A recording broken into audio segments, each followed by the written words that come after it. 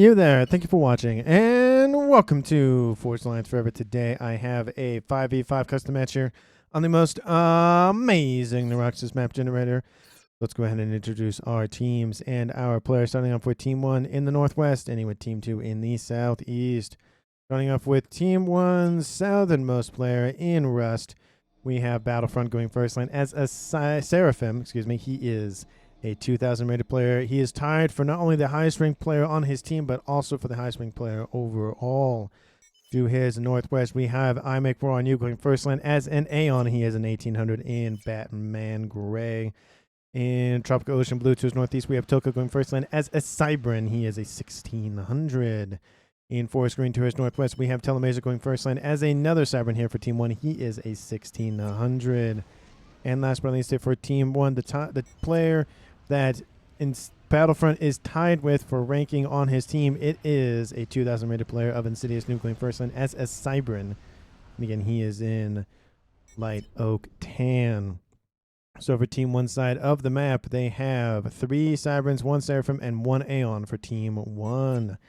For Team 2's northernmost player, we have in Regal Purple, the only UEF on the team and in the game overall, is Jura going first land. He is a 1900, the highest ranked player on Team 2. In Chevy Crimson, to his southeast, is Microplastic going first land, second air as a Seraphim. He is an 1800. To his southwest, we have Rooster Sun going first land as an Aeon. He is an orange, the color orange, at 1700 rating. In Barbie Pink, to his southeast, we have Soul Ripper Noob going first land as a Cybran. He is a 1700. And last but not least, for Team 2 in Ruby Red, we have Tri Pizzazz going first land. He is an 1800. And again, he is a Cybran. So for Team 2 side of the map, they have 2 Cybrans in the south, 1 Aeon, 1 Seraphim, and 1 UEF. Team 2 has all of the factions represented on their team. Team 1 is lacking UEF tech. So for 10 players on the map, let's take a look at the reclaim they have to scoop up. And for 10 of them, they have 13,000 reclaim, which means it's 1.3k mass per player to scoop up. Not a lot of mass, not a lot, but definitely what they lack in reclaim on the map, they definitely make up for with the mass point layouts on the map. I mean, there are a lot of them. Taking just Team 2 side of the map into perspective, they have 1, 2, 3, 4, 5, 6, 7 Trimex positions, as well as a spattering, just kind of a lot of just solitary mexes around the map to scoop up and claim. So all of our players on this game are going to be expanding outwards as fast as they can. The middle's a little bit devoid of mass points. I mean, there's nothing directly in the middle. I'd say the nearest ones, are, of course, are the ones and the plateau ones on the other side. But players probably won't be rushing towards the middle initially. It's going to be to the northeast and southwest corners of the map. We kind of already see Battlefront and his teammate of New shifting southward, with Tri Pizzazz moving westward as well. So we have some movement out from our players in the game. And let's speed this game up back to 0. We can actually view it in a normal viewing speed. And I don't think anybody else on Team 2 has decided to leave their main base yet. Team 1, we do see Insidious Noob moving eastward. So 3 players on Team 1 have decided to leave their main base, and 1 player on Team 2, actually, excuse me, 2, that being Microplastic, is going to move northward. So not that many players in the game. Let's say it is half of them deciding not to leave their main base early. We could see a lot more movement later on. The rear guard air slot players, I don't expect that being Soul Ripper Noob and Telemazer, to leave their main bases. They usually stay there. Sometimes they go to the front. Sometimes they don't. Sometimes they just go for T2 or T1. Transports go for some engineers and just kind of leave their comm at base, which, to be fair, they're micro-ring air. The last thing they want to do is worry about where their comm is on the map. But we do see a transport with some engineers outbound from Tri Pizzazz getting to the front line to the west. But, of course, to remind everybody that there are 2 comms headed southward, so these engineers are on borrowed time unless his commander of Tri Pizzazz can get there and try to head them off for the time being. But there's a lot of spam outbound from Team 1, most of it coming from Battlefront, but there's a couple of engineers and units behind him outbound from I Make War on You. In the east, we do see some movement outbound from Jura.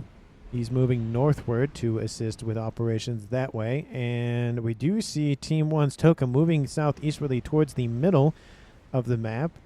And of course, the Regoda subplayer of Telemazer has not left his main base as of yet. But we do also see some movement from Rooster Sun to the middle. And my question is he the son of a rooster, or is he a rooster who has a son? That is my question that I pose to everybody in the game watching from home. And speaking of which, this was a replay submitted to me by one of you. So I'd like to shout out to you. Thank you so very much for submitting the replay. I really do appreciate viewers who say, hey, I have this replay, it's really good, I want you to watch it. And I look at it and go, yeah, that'd be a good one on the channel to go when I record a video and all that. So thank you so very much.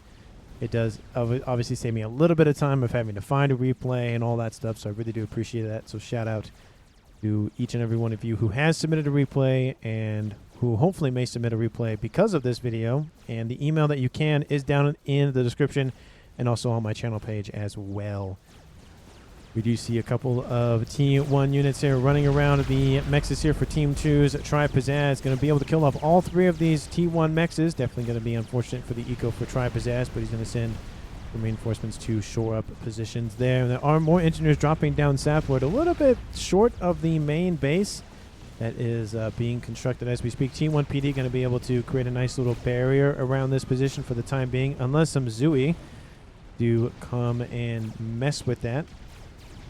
Or some either T1 Medusa, maybe. No, not Medusa, Fervors from the Aeon Commander of AMAC-1U. The transport going to drop an engineer right on top of that position. There are still units over here for Team 1. So I don't think that engineer is going to last very long, but we will see how long he does. Gun, speed, and range has been started here for Toka in the middle. And it's looking at very similar things in the northeast corner and the southwestern corner. It's a 2v1 in favor of Team 1, and it's a 2v1 in favor of Team 2. With one player in the middle of the map for each of the teams. And the Regoda sub players, again, kind of just hanging out, having a nice cup of tea or coffee or soda or whatever the heck they're drinking, or just water, because people sometimes just don't drink any of those and just drink water. Tri-Pizzazz coming in to assist his units in defending this position, but of course, I Make War on You is coming in to, well, make war on him and start to crash on that front line. Not really looking good here for Team 2 on the southwestern side. We'll see how long they can. In the northeast, of course, we see, again, very similar situations happening. There was some engineers outbound from Telemazer to the northeast, but they have been destroyed, and the facilities will be destroyed along with them. But Team 1's Insidious Nuke being heavily forced back here by the armies of Team 2, trying to retreat behind friendly lines, but Team 2 was able to drop units right here and provide a nice little T1 land facility that's going to, again, be able to cut down on travel time when units are coming off the front line literally in front of the commander. Gun upgrade almost done here for Toka in the middle. And Team 2's play of Tri-Pizzazz might just get walked down here at 7 minutes. And those Auroras starting to come into range as well. Tri-Pizzazz needs to get a T2 transport online to ferry him to the safety of his main base. Looks like there are some hunters online here for Tri-Pizzazz, going to drop right in front. I would assume Tri-Pizzazz trying to dodge. I don't know what he's going for. I think he's just trying to last as long as he can. He needs to get out of there. Team 1 is not going to stop pressuring him. If he wants to survive, he's going to have to just continue to retreat. There is a T1 PD over here, and units going to drop on top of... No, they're not. They're going to actually stay and get a nice ghetto gunship online here for Tri-Pizzazz. It's not going to be enough, though. And if that transport is in range, he will get destroyed. And there are some interceptors here to try to derail that operation. More ghetto gunships coming online here. Tri-Pizzazz dropping below 500 hit points, 200 hit points, and dies. Both the transports get shot down from that explosion. And Team 2 loses their first player at 7.5 minutes. Team 1... Insidious Noob will stay alive for the time being, does get behind a little bit of friendly territory to be able to survive Team 2's forward onslaught. And there it is. It's now a 5v4 in favor of Team 1. And now this western side looking pretty weak. Well, I would assume that Rooster Sun would shift southward to be able to intercept those 2 comms. And Tri-Pizzazz talking in Russian to his teammates. Don't know what about what, but probably upset that he did die or whatever the case may be. And in the north here for Team 2, they're constantly pressuring Team 1's Insidious Noob forward, trying to maybe cancel that upgrade if they've noticed it. They probably have not. They just can't see anything, but they're lining up a nice little wall of T1 units. A lot of strikers, but there are, I think, a couple of Lobo. Are there Lobos in the mix? No, there are a couple of Lobos. Okay. Able to shoot at units a little bit further out of the other units' range. And Team 1 looking like they're going to pressure a little bit of that southern side, but not too much, just with their units, not with the commanders. They want to go so far into Team 2's territory. Ooh, and this is going to be deadly. Team 2 does not have the defenses online. There are some blazes going to be able to come and respond to this, so that'll deal with most of those units very easily. But a couple of the Team 1 mixes will be killed off very quickly, and another ghetto gunship is online here for Rooster Sun. So there's going to be a little bit of nice free damage outbound from that transport. 20 mexes, maybe? No, maybe not. I don't know what the comment is by Team 1, but or sorry, Team 2 by Trapezaz, but means something, of course. Rooster Sun still holding his position over here. He probably should start shifting southward, but now Team 1 is assaulting on his position over here and in the south, west, and it's just spam, spam, spam, spam outbound from Team 1. They need to go to the spam factory and get some of that canned meat. Bombers over top trying to slow down this approach as well to Team 2's Soul Ripper Noobs. Mechs is in the southeastern corner. He has T3 Air online. Sub 10 minutes. Does Team 1 have T3 Air? Almost. 66% on the way to go get that upgrade. And Team 2 trying to hold off now 2 comms. One from Insidious Noob and one from Toka. Toka has the gun upgrade. Definitely be able to slaughter a decent amount of these units very, very quickly. Just due to the fact that that gun has a little bit more range. But those units start to just collapse onto Toka. Again, he has the gun upgrade, so he's going to be able to do a decent amount more damage, but there are more units coming in to assist, and now his units crash on top of this approach, and it definitely bodes well for Team 1's Toka, and we'll get a lot of those units killed off very, very easily.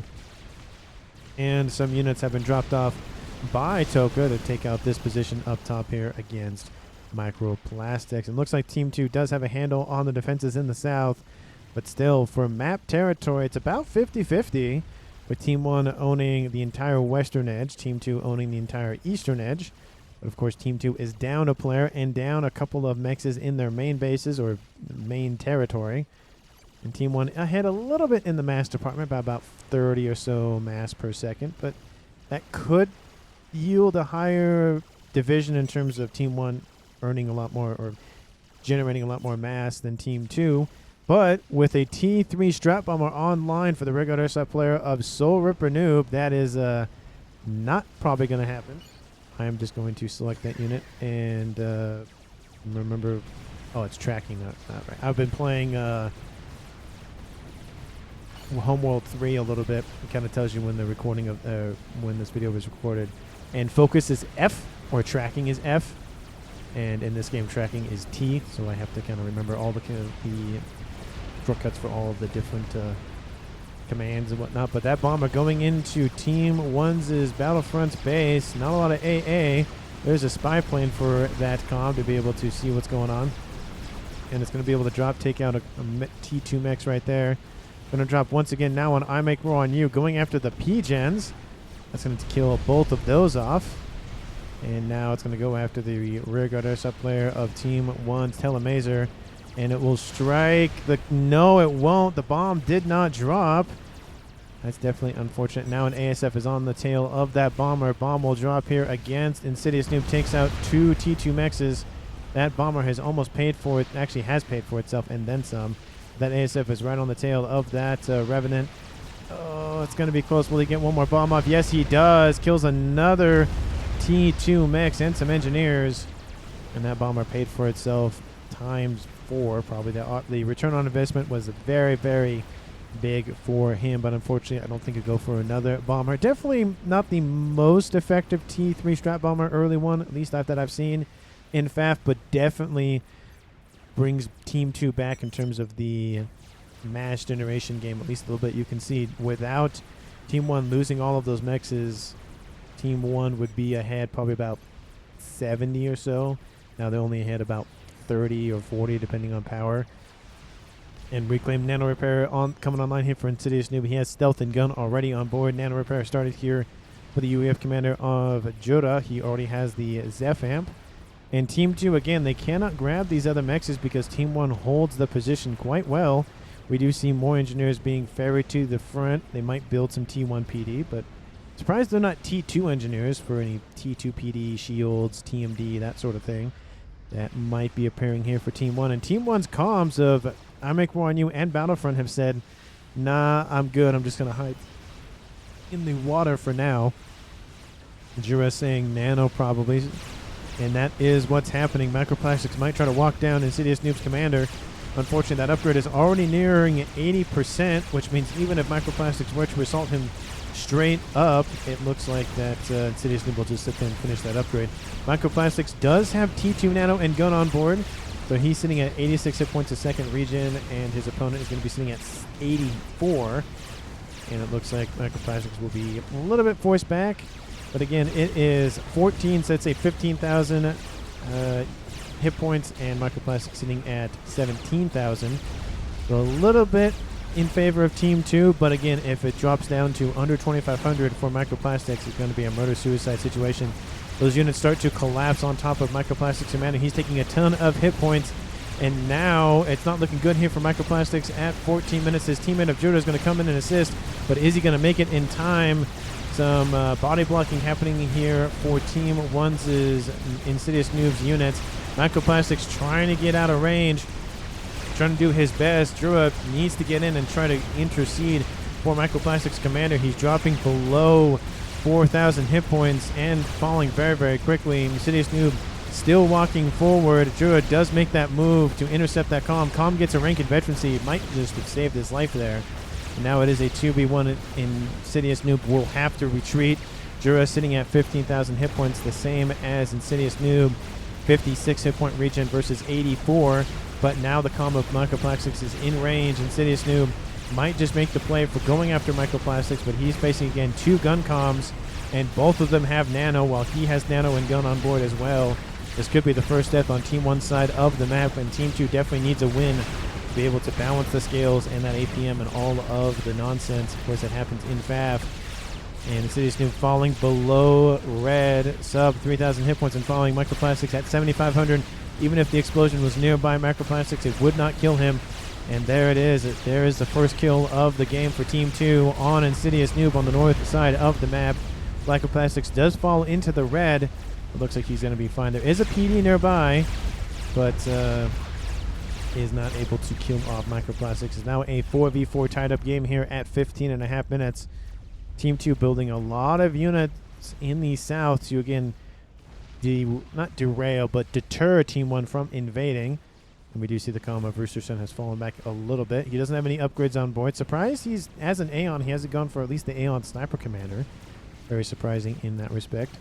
Especially not going for shields just to protect himself at least a little bit from any sort of gunships that may occur from Team 1. But Team 2 has launched an assault with their ASF and gunship.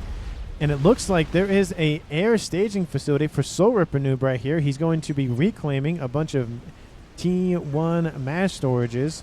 And they're going to be reclaiming a T2 mechs as well. Very interesting. Very far forward as well. Going to build a T2 air facility as well.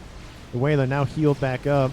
Going after those mechs once again. Very, very aggressive plays here from Team 2. Soul Ripper Noob went for the early bomber. Going for the very far forward base as well. Team 2's units from Jura moving southward. They are Titans. There is one Percy in the mix. Not a lot. Definitely would like to see more Percys out from Jura. He is the only one capable of producing those. So that is going to be a huge benefit here for his team. But transport with an engineer gets... Actually, no, that was a brick. The brick was on board. That gets destroyed. And there are some bouncers nearby to derail any sort of landing operations here for Team 2. But there is a transport with a Harbinger on board here for Team 2. Yep, it does drop. The bouncer... Not the bouncer, but the bouncers nearby for Team 1 do shoot down the transport, but the Harbinger makes its way, be able to help scoop up the mass here for Team 2 and be able to put it into their coffers.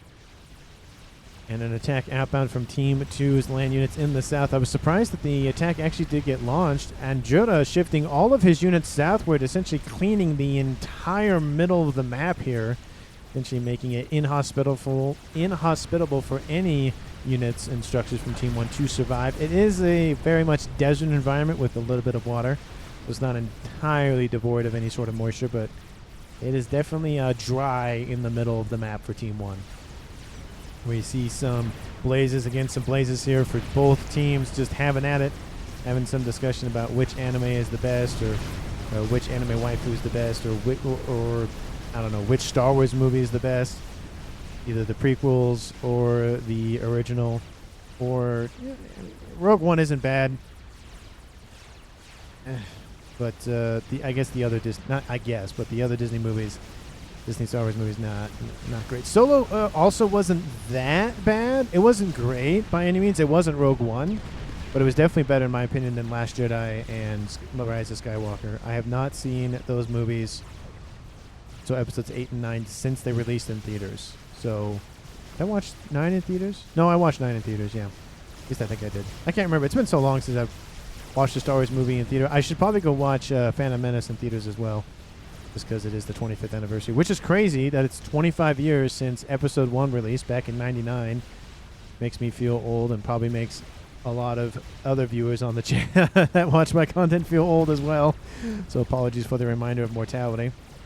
But in the north, still Team 1 being forced back by both of the comms that were sent to the north by Team 2. Team 1 not doing the same thing. And you can just see the results. It's pretty similar, except obviously Jura is sending a lot of his forces southward to help the southern front, and he's sending his comm and the rest of his units northward. But you can see that Team 2 being able to get into Team 1's main territory behind these plateaus. Team 1 has not been able to replicate that not until, but since the initial incursion with the death of Tribe, Pizzazz, Titans, B, Authams, and some Ilshis definitely will favor one team over the other. Kind of obvious which team that is currently. It looks like the comms, no, they're going to continue to pressure forward. Get after that wreck for the brick. More bricks moving in. Microplastics at 4-star veterancy, sitting at 22,000 hit points, and with the death of both these bricks, it might be enough. Overcharge kills off half the hit points on board the brick out from Toka. Overcharge once again here pretty shortly will take out that brick. 9,900 mass killed. One more brick, mostly essentially any unit will get him to 5-star veterancy. And in the middle, Team 1's is Whaler's able to deter this base built by Soul Ripper Noob, and looks like Telemazer has gained some sort of air control, tiny bit, possibly. I think Soul Ripper Noob kind of just left that base hanging. And at 20 minutes on the clock, Team 2 sitting at 300 mass more than their opponents at 850, 860. We'll say 850 for math's sakes. Team 1 at 525, so 325 mass per second more for Team 2 than Team 1. Team 1 and Team 2 have both lost a player, that being Insidious Nuke for Team 1 and Tribe Pizzazz for Team 2. And Team 2, not necessarily they own more map control or they have more map control, but the middle of the map definitely now is devoid of Team 1's presence. But we do see in the north that 2 comms on Team 2 are being assailed by Whalers and some Ilshis. Actually, those are from Team 2's Microplastics.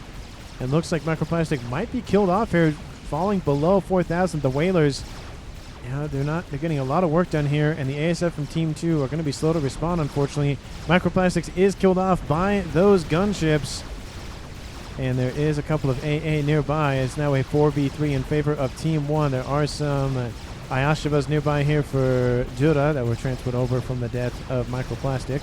And Jura, which is going to be killed off as well, so it's going to be a double kill here for Team 1. It went from being a 4v4 tied-up game, as I was about to ask who was going to win this game, to a 2v4 in favor of Team 1. And I asked the question, at this point in the game, let me know down in the comments who you think is going to currently win. And if you haven't done so already, please like the video, subscribe to the channel. And again, thank you so much for watching this point in the video. I really do appreciate all the time and attention. And, of course, encourage you to continue to watch to the end of the video. Now it is Rooster Sun and Soul Ripper Noob left standing here for Team 2 versus Telemesa Toka Battlefront and I Make War on You. And currently sitting at mass income. Team 2 now at 3. So falling a little bit. It was 325. Now it's about 300. But still, Team 2 currently can outproduce Team 1 in terms of mass The unfortunate thing for Team 2 is the APM is diminishing by the minute. It just happens in FAF. You know, higher rated players can have that deterioration go down slower, but you get sub-combo aim, you get just fatigue of playing the match. You now have 3 of your 5 players dead, or teammates at least, and so you have to micro, now the front, over here, and in the air, and then all this other stuff, so it does take a toll on you. And if the longer this match goes on, I think Team 1 might have it just because they have more APM. I have seen matches where, of course, one player somehow survives against 4 other players. I have seen it the other way around.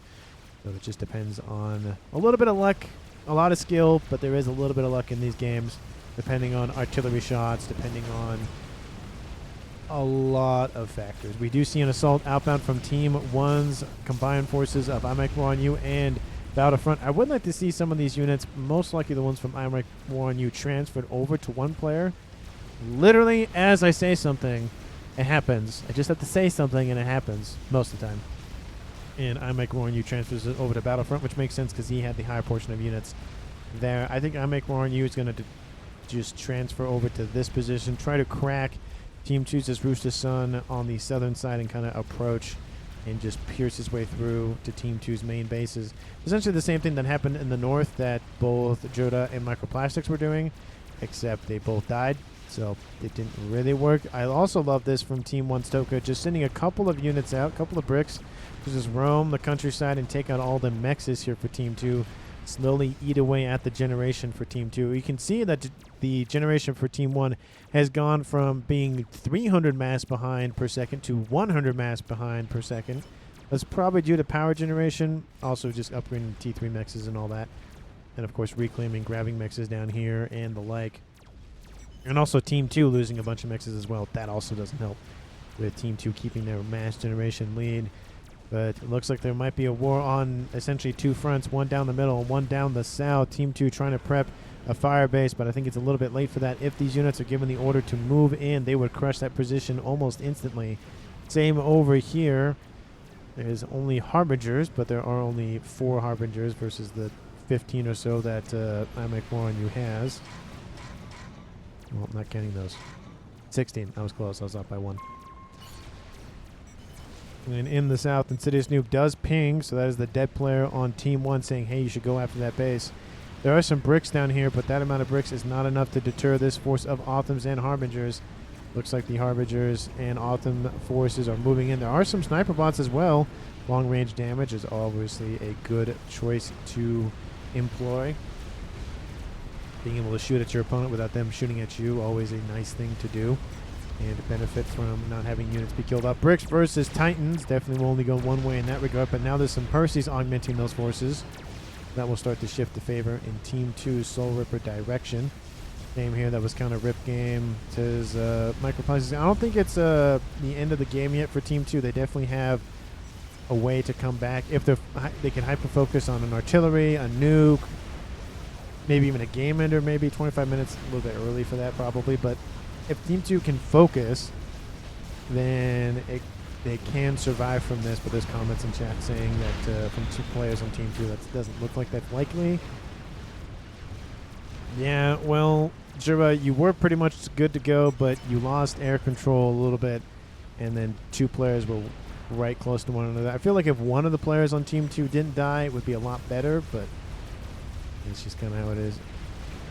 And it looks like those bricks are able to try to, again, slow the approach of Team 1, but they're coming into Team 2's. I think this was Tri Pizzazz's base. And now the assault on the Rooster Sun's base is underway. It does look like the Harbingers, though, not really many anymore, so it's not really going to do a lot of damage there. They're actually going to shift southward and assist the attack down south. Team 2 needs to get some gunships online, get some PD online, get something online, because they're going to lose mexes very, very quick. And at the generation game, again, favoring Team 1 now. You can see Team 2 was at roughly almost 1,000 mass per second, now falling to 700. Their attacks also in the east for Joda's position and Microplastics position. Team 2 is just being assailed on all fronts, and it is not looking good here for Team 2. Again, they can still come back from this, but it is not looking good so far. And there's just conversation still in chat. See the crush from the left side, but you know when you are dead, it's hard. This was supposed to happen. Team 2 does have a Fat Boy online, so that is something. Percy's able to defend, of course, against these bricks coming in from the northwest. And just mass assassinations on T3 and T2 mechs is definitely devastating for Team 2's eco, dropping below 700 now. Team 1 at 1.1k.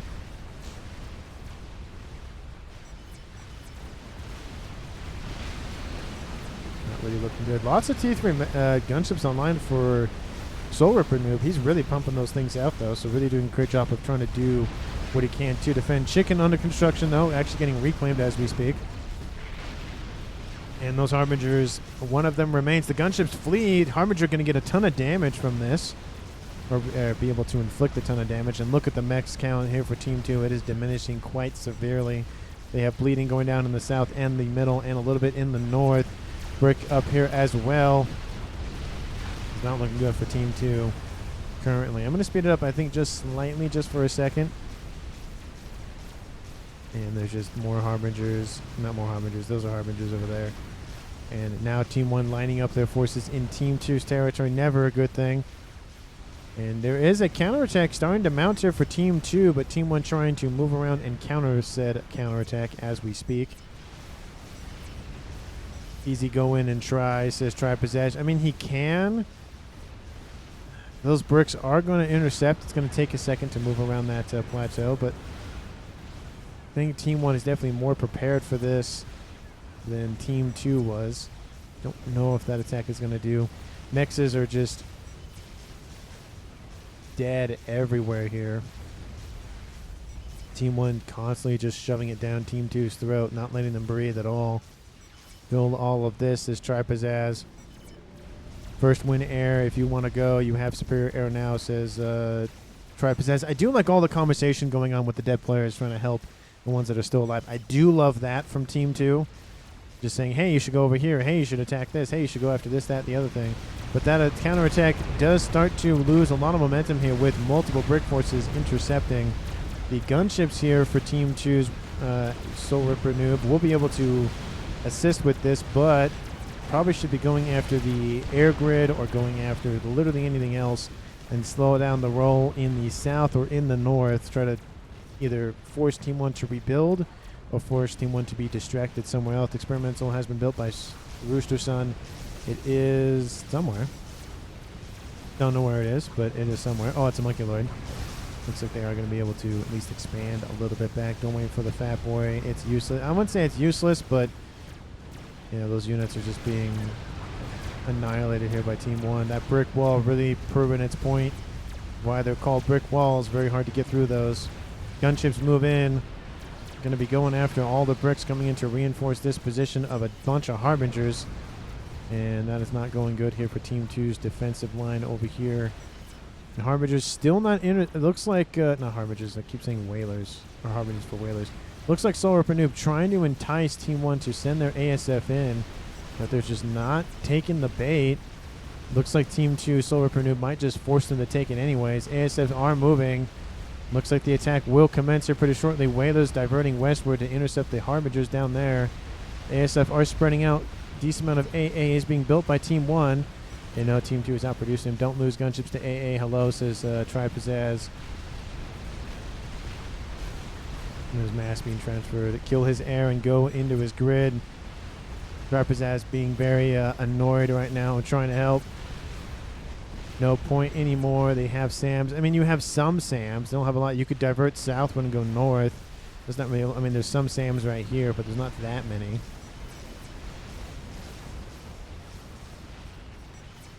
I don't think they have more ASFs. Tell them, Mazer, how many ASFs you're sitting at. Not even 100. Team 2 Soul Ripper Noob sitting at 167. So essentially a 3-2 advantage for Team 2 plus the gunships.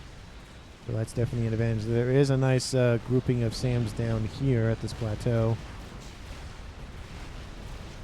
And Fat Boy is starting to shell this position. Looks like Team 2 playing it a little bit too safe, and at this point, it's probably not the way to play it. They need to be aggressive. Chicken moving forward, being shot up by a bunch of sniper bots.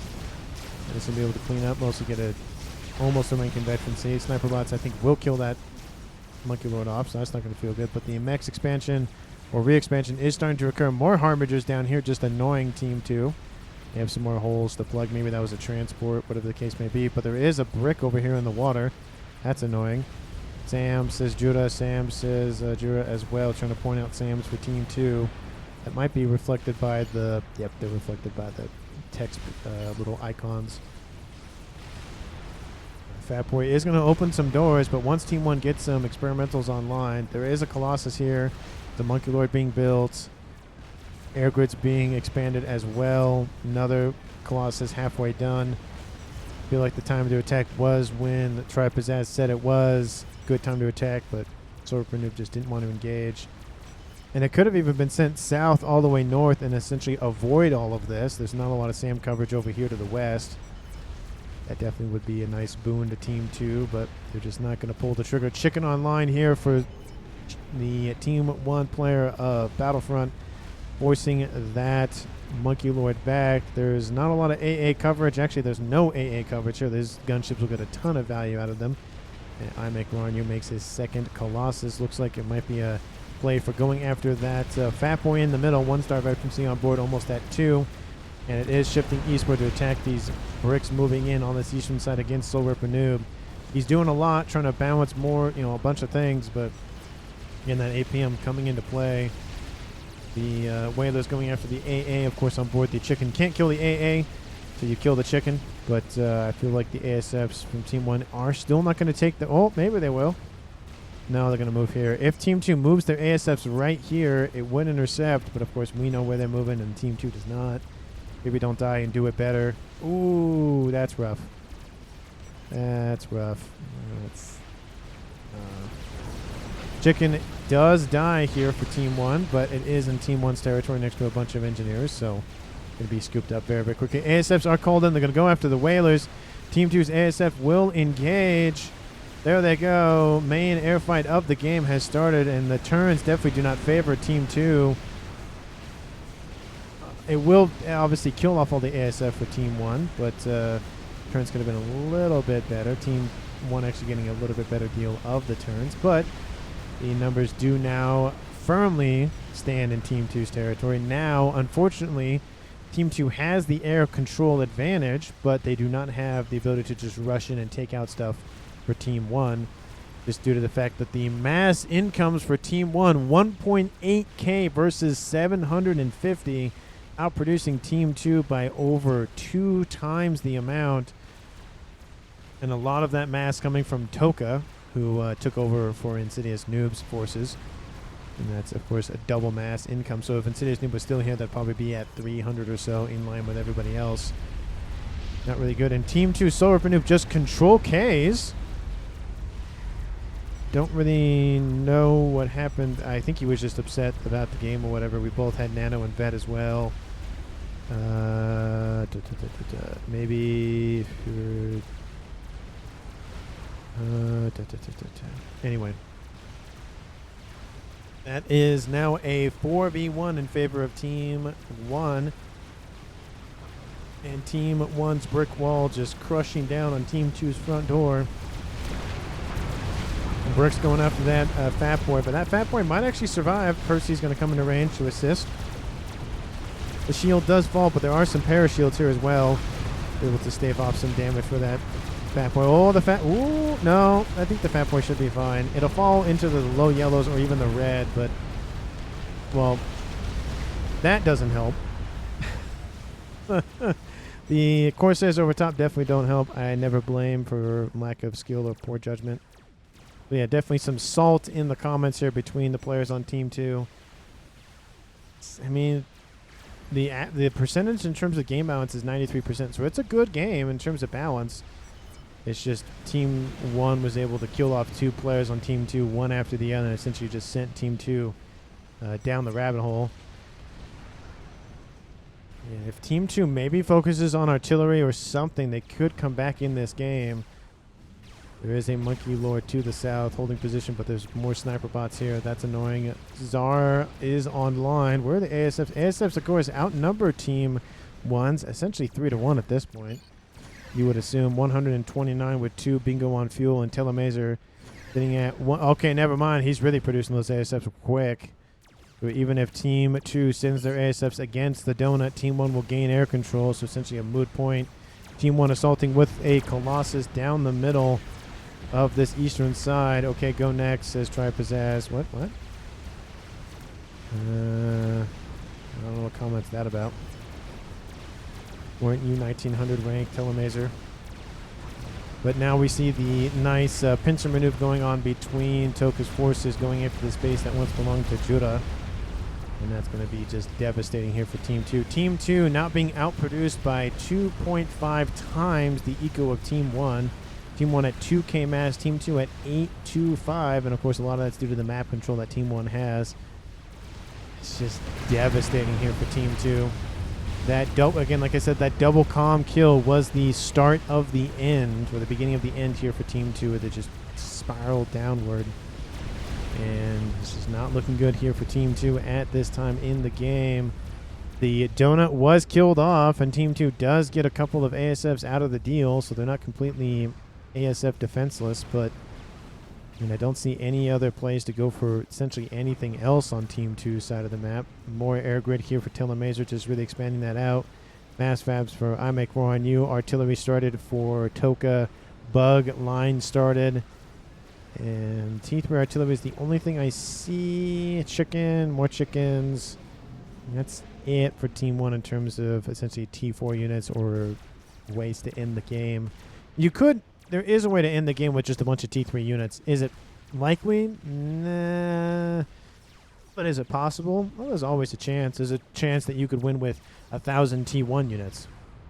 Does it happen? Not really. At least not that often, but it can happen. The possibility exists. One Colossus versus one Monkey and one Colossus. That one is very weakened, though. So that Colossus might have a chance, at least killing off the Colossus from Team 1's Toka, but the Monkey Lord would definitely finish it off. Trades do occur. And here comes that Monkey Lord into range. The Colossus actually missing its target. That's not great for dealing damage to that Colossus. That Colossus from Team 1's Toka turns around, runs into the the Monkey Lord for a second. And now the brick wall descends on that Colossus. And that is not looking good here for Team 2's Colossus. We'll start with C, and that Colossus will die. Oh, does the one from Team 1 die? No, it does not. Does the crash damage kill it? Probably not. Doesn't do that much damage. Let's see how much. 8,000, so if it was below 8, it would have died. Battlefront's losing territory in the north and starting to lose territory in the west. It's fighting back in the northwest, though. It's Colossus v. Colossus and a Harbinger fight, so it's Aeon v. Aeon. And it's probably going to favor Team 1 as well. ASFs start to airlock Team 2's air forces. And like I said, it is starting to be the beginning of the end. Chicken versus Colossus will favor Team 2 ever so slightly. But if Team 2 doesn't engage that Colossus with the chicken, it will favor Team 1. ARAS is done here for I Make War on You. Just getting more eco. Colossus production is full on. It's not going to stop. Something looks like Russian about, I don't know, something. The air grid is under assault. At least the ASF being produced off the air grid are being assaulted. And that Colossus just comes to hug the chicken for support. Will kill off some Othams and other units with its crash damage. Oh, there it goes. Will kill off, I think, 2 Othams. 1 Otham. And that is the end of the game here for Team 2. It's just slowly collapsing. It doesn't matter what Team 2 does at this point. Artillery is done for Toka. Producing a second one. Bug is almost done. And there it is. Team 2 retreating. Or Team 2's last remaining player of Rooster Sun retreating underneath shield coverage. Air grid almost completely wiped out. And Monkey and Colossus coming in to just wipe out the rest of the units and engineers for Team 2. The Crab does get destroyed by the Chicken and T3 units. A little bit of a slowdown in the south, but second Chicken online. Air grid is now debunked. The Calm of Rooster Sung being chased down by a Colossus and a Monkey, but mainly the Monkey. And that Monkey almost dead. It's below 16,000 hit points, and it is at 5-star efficiency. Calm obviously has to be spotted by Team 1. They definitely know where. Yeah, they know where he is. They can see him. They know where he is. They're going to wipe the slate clean on Team 2 side of the map. Nothing will survive.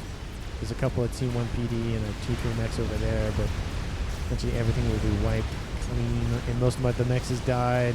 Yeah, it's essentially when that major attack happened earlier on. Essentially these 2 comms died over here, and then a lot of it, mechs has died.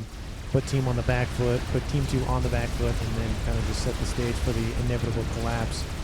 Team 2 did have a chance to come back, though, but just couldn't scrap enough together to really make it happen. And there goes Rooster Sun. Underneath shield coverage from Team 1's iMech War on you, but it doesn't matter. Team 1 wins the game at 40 minutes and 20 seconds. It's almost 420. It's just an extra 0 there. So Team 1's MVP, I think it goes to Telemazer.